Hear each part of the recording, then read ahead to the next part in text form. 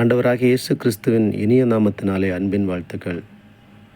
கர்த்தருக்கு பயப்படுதல் என்ன என்பதை குறித்து இந்த காணொளியில் காண்போம். நீதிமொழிகள் 1ஆம் அதிகாரம் 7வது வசனம் சொல்கிறது, கர்த்தருக்கு பயப்படுதலே ஞானத்தின் ஆரம்பம். சங்கீதம் 128 அதனுடைய 1வது வசனத்திலிருந்து, கர்த்தருக்கு பயந்து அவர் வழிகளில் நடக்கிறவன் எவனோ அவன் பாக்கியவான். உன் கைகளின் பிரயாசத்தை நீ சாப்பிடுவாய், உனக்கு பாக்கியமும் நன்மையும் உண்டாயிருக்கும். உன் மனைவி வீட்டோரங்களில் கணிதரும் திராட்சை கொடியைப் போல இருப்பாள். உன் பிள்ளைகள் உன் பந்தியை சுற்றிலும் ஒலிவமர கன்றுகளைப் போல் இருப்பார்கள்.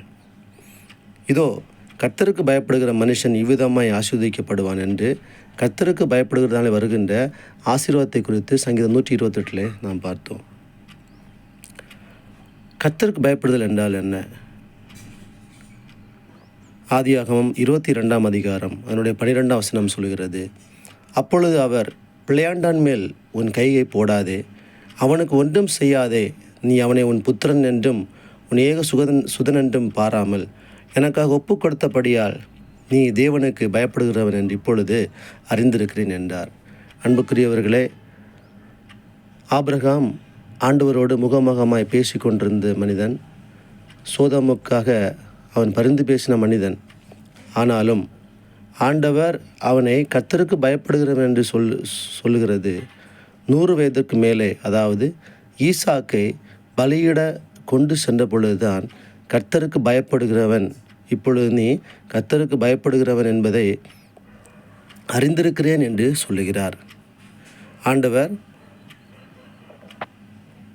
22ஆம் அதிகாரம் 2ஆம் வசனத்தில் சொல்லுகிறார், உன் புத்திரனும் உன் ஏக சுதனும் உன் நேசகுமாரனுமாகிய ஈசாக்கை நீ இப்பொழுது அழைத்து கொண்டு மோரியா தேசத்துக்கு போய் அங்கே நான் உனக்கு குறிக்கும் மலைகள் ஒன்றின் மேல் அவனை தகன பலியாக பலியிடு என்றார். ஆண்டவருடைய வார்த்தைக்கு அவன் உண்மையும் உத்தமமாக கீழ்ப்படிந்து தன் ஏக சூதனான ஈசாக்கை பலியிட மோரியா மலையிலே கொண்டு சென்ற பொழுதுதான் ஆண்டவர் ஆபிரகாமை குறித்து சொல்லுகிறார், நீ இப்பொழுது கர்த்தருக்கு பயப்படுகிறவன் என்பதை அறிந்திருக்கிறேன். அன்புக்குரியவர்களே, கர்த்தருக்கு பயப்படுதல் என்பது அவருடைய வார்த்தைகளுக்கு உண்மை முத்துவமாக நாம் கீழ்ப்படிந்து நடப்பதே ஆகும். கர்த்தர் இதைத்தான் நம்மிடம் எதிர்பார்க்கிறார். அப்படிப்பட்ட கர்த்தருக்கு கீழ்ப்படுதல் இருக்கும் பொழுது சங்கீதம் 128 சொல்லியிருக்கிற ஒவ்வொரு வார்த்தைகளும் நம்முடைய வாழ்க்கையிலே நிறைவேறுவதாக இருக்கிறது. இந்த வார்த்தைகளால் கர்த்தர் உங்களை ஆசீர்வதிப்பாராக. ஆமென்.